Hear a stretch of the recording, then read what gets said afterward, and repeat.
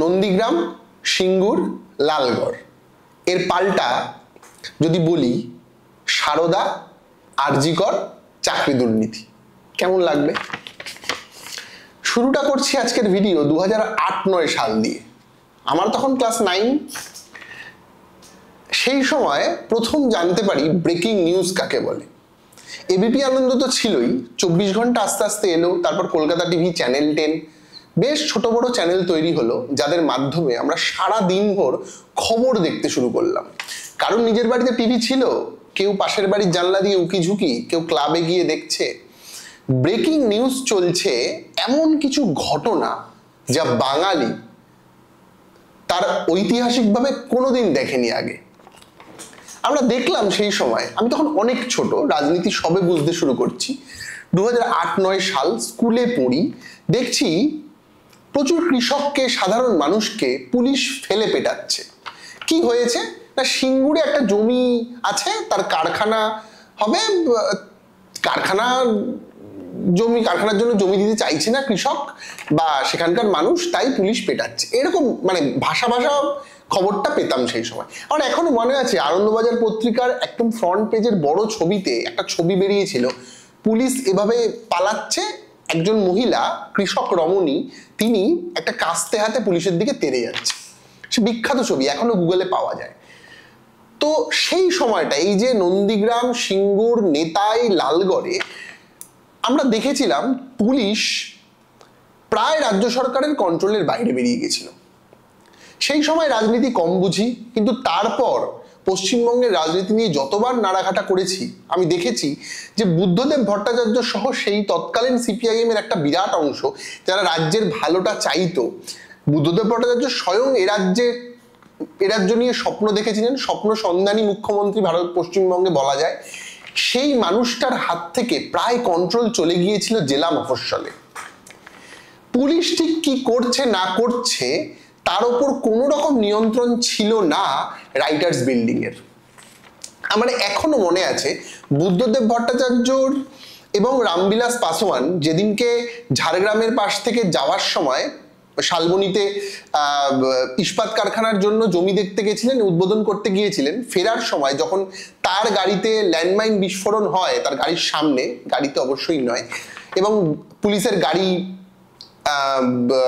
একটি গাড়ি তো প্রায় আগুন টাগুন লেগে যায়, বিভিন্ন ঘটনা ঘটে, আপনারা সবাই হয়তো মনে থাকবে। তো সেই ঘটনার পর যখন বুদ্ধবাবু, রামবিলাস পাসওয়ান প্রায় সেফ জোনে পৌঁছে গেলেন এবং মাওবাদীরা সেদিনকে এই ল্যান্ডমাইন বিস্ফোরণের মধ্যে দিয়ে নিজেদের অস্তিত্ব ভালোভাবে জানান দিয়েছিল বলা যায়, সেই ঘটনার পর সেই দিনকে রাত এবং তার পরের দিন পুলিশ সাধারণ জনগণকে বেধড়ক মার মেরেছিল। লালগড়ের প্রত্যন্ত অঞ্চলে, ঝাড়গ্রামের প্রত্যন্ত অঞ্চলে পুলিশ সেদিনকে কে সাধারণ মানুষ, কে মাওবাদী তা বিচার করেনি। আর সেই যে বিচার করতে পারলো না তার ক্ষত, তার দাগ রয়ে গিয়েছিল বুদ্ধবাবুর চলে যাওয়া পর্যন্ত। কারণ বুদ্ধদেব ভট্টাচার্যের সরকার পতনের দিন পর্যন্ত সিপিআইএম বুঝতে পারেনি লালগড়ের জঙ্গলে কে সাধারণ মানুষ, কে মাওবাদী। পুলিশ সেদিনকে নির্বিচারে লাঠি চালিয়েছিল, শুধুমাত্র লালগড়ে নয়, নন্দীগ্রামে, সিঙ্গুরে, বিভিন্ন জায়গায়, যা অপ্রত্যাশিত ছিল বুদ্ধদেব ভট্টাচার্যের মতো মানুষের কাছ থেকে, যা অপ্রত্যাশিত ছিল সেই সময়কার সরকারের কাছ থেকেও। কারণ যে সরকার স্লোগান দিয়ে ক্ষমতায় এসেছিল লাঙল যার জমি তার, সেই সরকার কৃষকের উপর লাঠি চালাচ্ছে জমি কেড়ে নেওয়ার জন্য, জমি নিয়ে নেওয়ার জন্য, তা একেবারেই কাঙ্ক্ষিত ছিল না। এবার সিঙ্গুর, নন্দীগ্রাম, লালগড় নিয়ে অনেক কথা হবে। প্ল্যান ছিল মাওবাদীদের, প্ল্যান ছিল তৃণমূলের, টাকা এসেছিল আরএসএস এর তরফ থেকে, অনেক ঘটনা আমরা সবাই জানি। কিন্তু পুলিশ কিন্তু সেদিনকে নির্মম হয়েছিল। এই পুলিশ সেই সময়কার লোকাল সিপিআইএম এর নেতাদের প্রায় চামচাই পরিণত হয়েছিল। এবং আবার বলছি, বুদ্ধদেব ভট্টাচার্যের সেই পুলিশের উপর প্রায় নিয়ন্ত্রণ ছিল না বললেই চলে।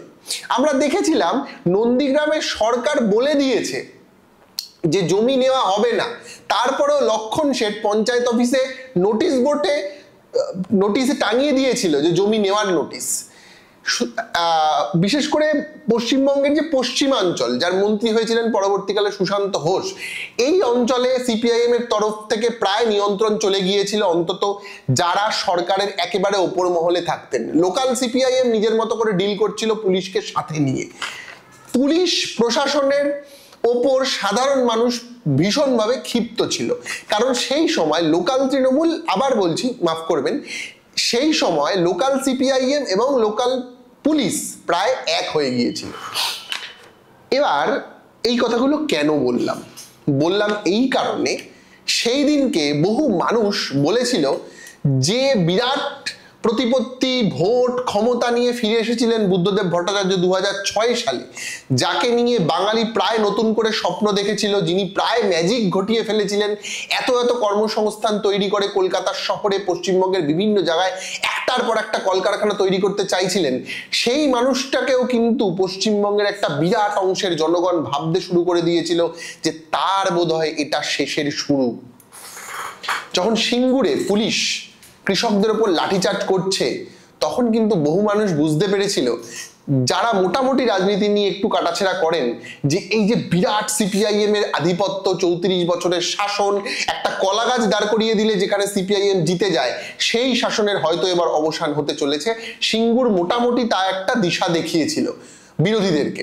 তারপর একটা এসছে নন্দীগ্রাম, তারপর লালগড়, নিতাই, একটার পর একটা ঘটনায় কমিউনিস্ট পার্টির যে বিরাট সংগঠন, পশ্চিমবঙ্গের মানে বাঙালি এবং কমিউনিস্ট পার্টি প্রায় সমার্থক শব্দ ছিল যে পার্টির, সেই পার্টি আস্তে আস্তে বিলীন হয়ে গিয়েছে পশ্চিমবঙ্গ থেকে। আজকে তাদের কোনো আসন নেই।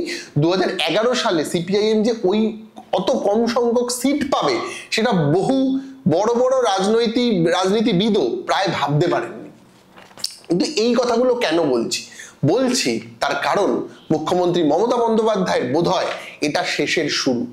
আমি যে প্রথমে আমার আলোচনাটা শুরু করেছিলাম যে সারদা, তারপর হচ্ছে আরজি কর, তারপরে হচ্ছে আজকের চাকরি দুর্নীতি, প্রায় প্রত্যেকটাই গণ আন্দোলন বলা চলে। এর মাঝখানে একটা বকটুই গণহত্যা হয়েছে, আমরা দেখেছি কামদুনির মেয়েটির ধর্ষণের কথা, আমরা দেখেছি হাঁসখালির ঘটনা, আমরা দেখেছি পার্কস্ট্রিটে ধর্ষণ, আমরা দেখেছি 2018 সালে পঞ্চায়েত কিভাবে দখল করে নিয়েছে তৃণমূল, প্রায় ভোট দিতে দেয় না তারা মিউনিসিপ্যালিটি এবং পঞ্চায়েত স্তরে। প্রায় একই অভিযোগ সিপিআইএম এর শেষের দিকে ছিল বিরোধীদের তরফ থেকে। তো সব মিলিয়ে যে ঘটনা মধ্যে দিয়ে বুদ্ধদেব ভট্টাচার্যের সরকারের পতন হয়েছিল 2011 সালে, সেই একই রকমের ঘটনা কিন্তু আর একবার ঘটতে শুরু করে দিয়েছে, এবং তার দায় পুলিশের ওপর। আমি বলছি কসবার ডিআই অফিসে এই দুদিন আগে যে ঘটনা ঘটলো, একজন টিচার, একজন শিক্ষক, যোগ্য শিক্ষককে পুলিশ যেভাবে লাঠি পেটা শুধু করলো না, লাথি মারলো, সেটা কিন্তু বাঙালি মেনে নিতে পারেনি। আরজি কর আন্দোলন ছিল মূলত কলকাতা শহরের আন্দোলন, তার কিছুটা ছড়িয়ে ছিটিয়ে বিস্তার লাভ করেছিল জেলা মফস্বলের টুকরো টুকরো ছোট ছোট শহরগুলোতে, কিন্তু গ্রাম থেকে গ্রামান্তরে আরজি কর আন্দোলন পৌঁছায়নি। যেটা পৌঁছেছিল সারদা, রোজ ভ্যালি, র্যামেল, বিভিন্ন যে ছোট ছোট প্রয়াগের মতো গ্রুপগুলোর চিট ফান্ডের টাকা, যখন প্রত্যন্ত গ্রামের গরিব মানুষের টাকা চলে গিয়েছিল গ্রাম থেকে গ্রামান্তরে, এই ঘটনা কিন্তু মানুষের মনে দাগ কাটতে পেরেছিল। কিন্তু তারপর বহু মানুষ ভেবেছিল 2016 সালে বামফ্রন্ট এবং কংগ্রেসের জোট হয়তো ফের ক্ষমতায় ফিরে আসবে, কিন্তু তেমন ঘটনা ঘটেনি। তারপর বহুবার বহু গণ আন্দোলন দেখেছে পশ্চিমবঙ্গ, কিন্তু আরজি কর কিন্তু বিরাট অংশের মানুষকে ভাবিয়েছিল, কিন্তু তারও কোনো প্রতিফলন পশ্চিমবঙ্গের ভোটে পড়েনি। যে কয়েকটা উপনির্বাচন হয়েছে তাতে পড়েনি। এখন যেটা ঘটলো, 26,000-এর চাকরি গেল, তার মধ্যে মনে করা হচ্ছে প্রায় 18-19,000-এর যোগ্য চাকরি প্রার্থী। এরপর বলা হচ্ছে যে কয়েকদিনের মধ্যে আবার প্রাথমিক দুর্নীতি বেরিয়ে যাবে, সেখানে প্রায় 65,000-এর চাকরি যেতে পারে। তো এই যে 26,000, 65,000 যেটা বলা হচ্ছে, পশ্চিমবঙ্গে গ্রাম থেকে গ্রামান্তরের যে প্রাথমিক স্কুল, হাই স্কুল, মাদ্রাসাতে যেসব শিক্ষক শিক্ষিকারা পড়ান, শিক্ষাকর্মীরা আছেন, তাদের কিন্তু চাকরিটা যাচ্ছে। এই কলকাতা শহরে বসে হয়তো আমাদের পক্ষে বোঝা সম্ভব নয় যে গ্রামের সরকারি স্কুল কতটা ইম্পর্টেন্ট, একটা ছোট্ট মিড ডে মিল কতটা ইম্পর্টেন্ট, একটা প্রাথমিক স্কুল কতটা ইম্পর্টেন্ট, কারণ সেখানকার গরিব মানুষ এই কলকাতা শহরের মতো মধ্যবিত্ত আপার ক্লাসের মতো করে ছেলে মেয়েদেরকে বেসরকারি ইনস্টিটিউশন, বেসরকারি কলেজ, বেসরকারি স্কুলে পড়াতে পারেন না। ফলত গ্রামের মানুষের ওপর সরাসরি প্রভাব ফেলতে পারে এই শিক্ষক আন্দোলন। তাই মমতা বন্দ্যোপাধ্যায়ের এটা কি শেষের শুরু যদি প্রশ্ন করা হয়, তাহলে উত্তরটা কোথাও গিয়ে হ্যাঁ বটে। তার কারণ এই গণ আন্দোলন কিন্তু আস্তে আস্তে এই রাজ্যের সরকারের ওপর মানুষের আস্থা নষ্ট করছে। কারণ বুঝতে হবে আর কয়েকদিন পরেই ভোট, আর 1 বছরও ঠিক করে বাকি নেই পশ্চিমবঙ্গে বিধানসভা নির্বাচনের। সেরকম একটা সময় এই যে চাকরিটা চলে যাওয়া, আবার যদি এরপর প্রাথমিকের চাকরিটা চলে যায়, এই দুর্নীতি কিন্তু পশ্চিমবঙ্গ সরকার কোনো লক্ষ্মীর ভান্ডার দিয়ে, কোনো কন্যাশ্রী দিয়ে আর ঢাকতে পারবে না বলে মনে করা যায়। এবারে এই আন্দোলন আর নন্দীগ্রাম আন্দোলন, সিঙ্গুর আন্দোলনের মধ্যে তফাৎটা ঠিক কোথায় বা মিলগুলো কি? প্রথম কথা, মিল হচ্ছে এই আন্দোলনগুলো অরাজনৈতিক নামে হচ্ছে।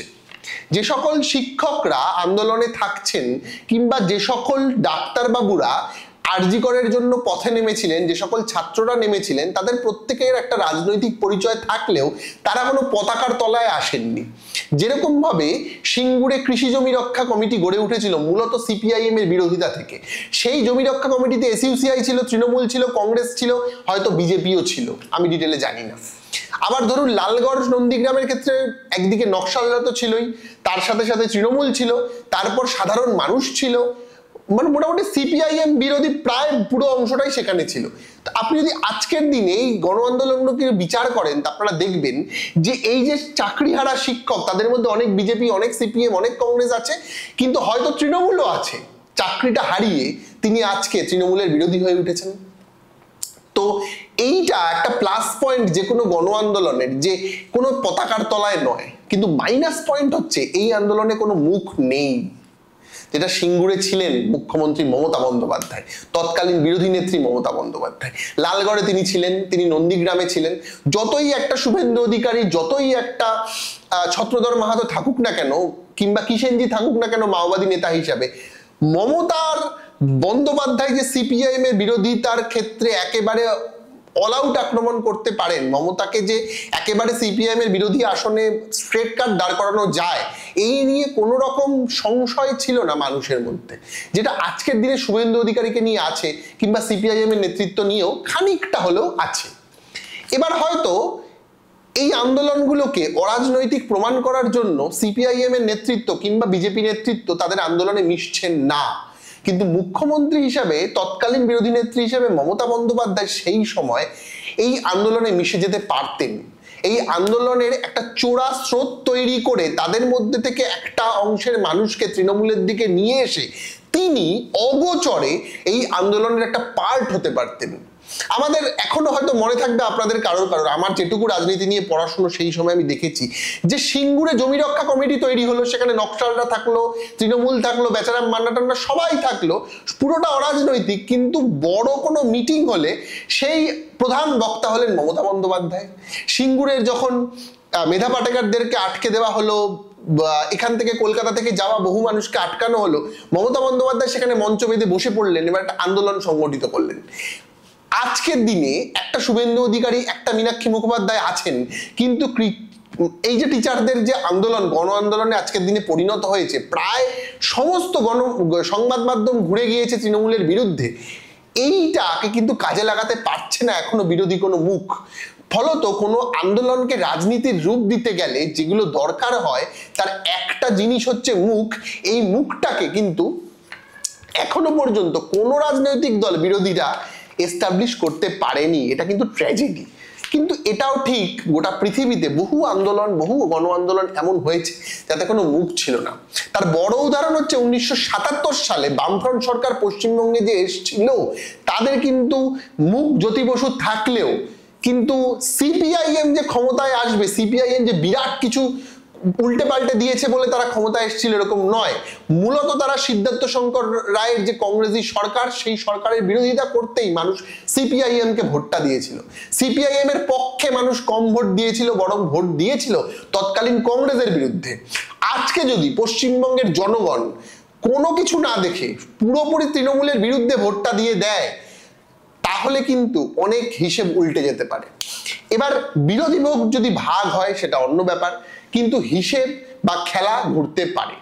আর একটা সমস্যা বা যাই বলুন না কেন 2025 সালে দাঁড়িয়ে পশ্চিমবঙ্গের রাজনীতিতে, সেটা হচ্ছে আজকের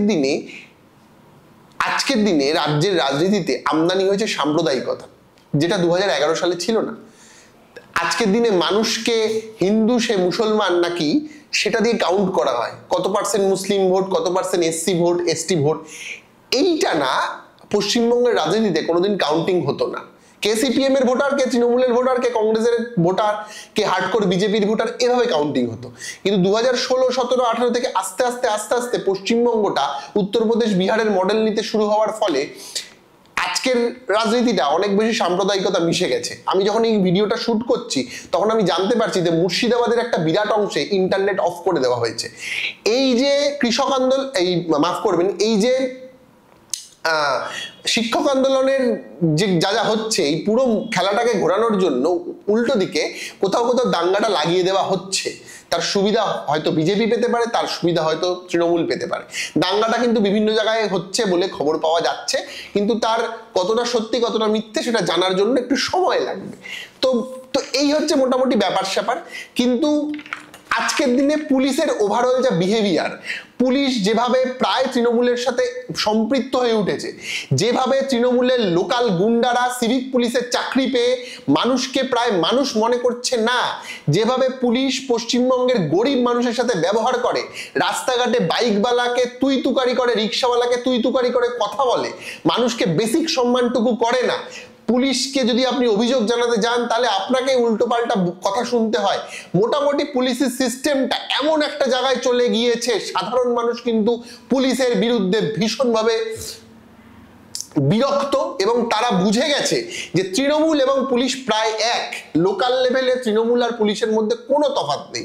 পাড়ার কাউন্সিলর মানে তৃণমূল মানে পুলিশ, আবার পুলিশ মানে পাড়ার কাউন্সিলর, মিউনিসিপ্যালিটির চেয়ারম্যান মানে পুলিশ, মানে পুরোটাই একসাথে। এই একসাথে হওয়াটা যে কোনো সরকারেরকে পতনের কিন্তু একটা রাস্তা তৈরি করে দিচ্ছে, কারণ পুলিশ প্রায় লাগামহীন হয়ে গিয়েছে।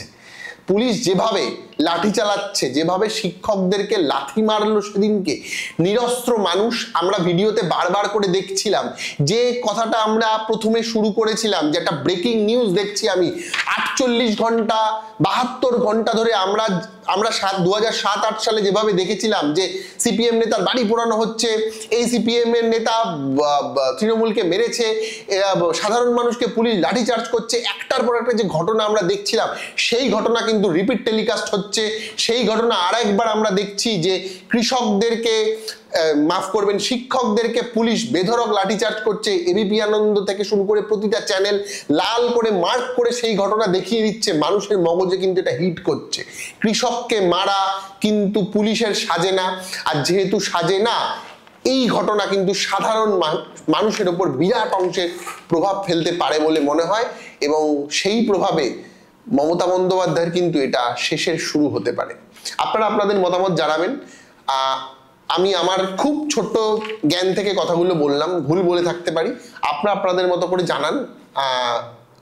বলুন আপনারা যে এটাই কি মমতা বন্দ্যোপাধ্যায়ের শেষের শুরু? ভালো থাকবেন।